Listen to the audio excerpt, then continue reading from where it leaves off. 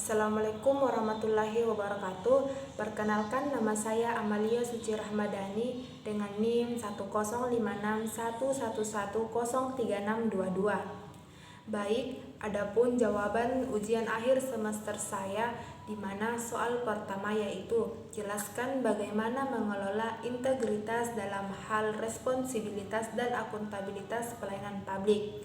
Baik, jawaban saya untuk mengelola integritas dalam hal responsibilitas akuntabilitas pelayanan publik perlu dilakukan beberapa tindakan.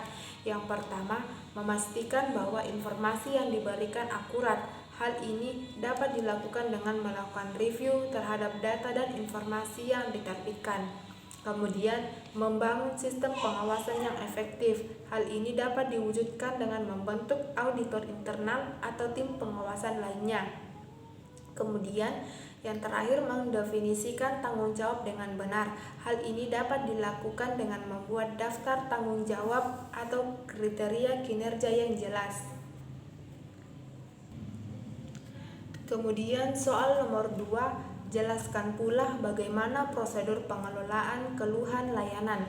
Baik, jawaban saya, prosedur pengelolaan keluhan layanan dapat dilakukan beberapa tahap. Yang pertama, penerima keluhan. Pertama-tama, keluhan yang masuk harus dicatat secara tertulis atau elektronik seperti nama pelapor, alamat, nomor telepon, jenis kelamin, email, dan detail keluhan. Setelah menerima keluhan, pihak layanan akan melakukan verifikasi keluhan.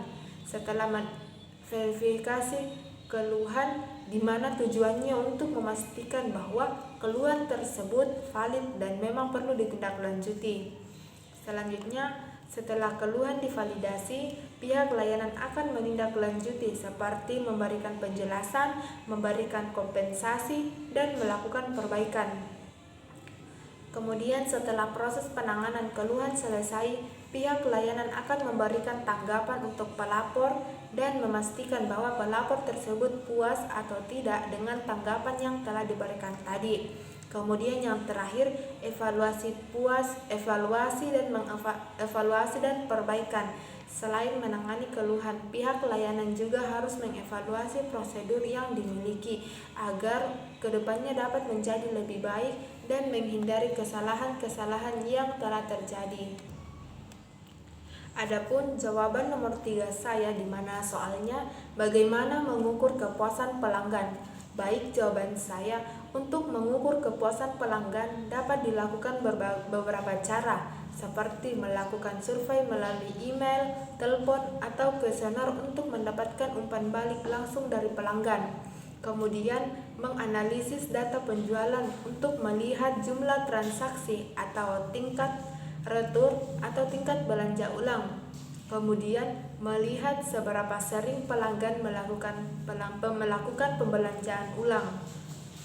Kemudian, mengamati dan mengevaluasi apa yang menjadi tren terkini dalam industri, mencari kelemahan dalam persaingan, dan mengambil tindakan perbaikan. Kemudian yang terakhir, menggunakan tim riset dan pengembangan untuk menganalisis data dan menyusun strategi untuk meningkatkan kepuasan pelanggan. Adapun jawaban nomor 4 saya, di mana soalnya coba jelaskan bagaimana prosedur pelayanan Citizen Charter. Baik, Citizen Charter adalah sebuah dokumen resmi yang melibatkan sebuah organisasi atau instansi untuk memberikan pelayanan terbaik kepada masyarakat. Adapun prosedur-prosedur pelayanan Citizen Charter adalah: yang pertama, memberikan informasi lengkap dan jelas tentang layanan yang diberikan. Kemudian, menerima permintaan layanan dari masyarakat melalui berbagai cara seperti online, telepon, melalui surat, atau bahkan datang langsung ke kantornya. Yang kemudian, melakukan proses pelaksanaan pelayanan sesuai dengan standar operasional yang telah ditetapkan. Selanjutnya, menilai dan mengevaluasi pelaksanaan layanan secara teratur. Kemudian, memberikan umpan balik terhadap masyarakat mengenai pelaksanaan layanan dan menerima saran kritik dari masyarakat. Dengan mengikuti Dengan mengikuti prosedur-prosedur tersebut, instansi yang menerapkan Citizenz dapat memberikan pelayanan yang baik dan meningkatkan kepuasan pelanggan. Adapun soal nomor 5, yaitu buatlah kesimpulan singkat mengenai makalah saudari. Baik, saya perwakilan dari kelompok 3, di mana judul materi saya yaitu kepuasan pelanggan indeks dan kepuasan masyarakat. Baik, adapun kesimpulan yang saya tarik yaitu kepuasan pelanggan adalah suatu keadaan ketika kebutuhan, keinginan yang diharapkan oleh seseorang dapat dipenuhi melalui produk atau jasa yang dikonsumsi. Strategi kepuasan konsumen dapat dibagi menjadi 2, yaitu strategi menyerang bersikap agresif dalam menjerat pelanggan dan strategi defensif atau bertahan. Strategi menyerang bersikap agresif dalam menyerat pelanggan dilakukan dengan cara melakukan promosi iklan di media massa atau media sosial maupun spanduk.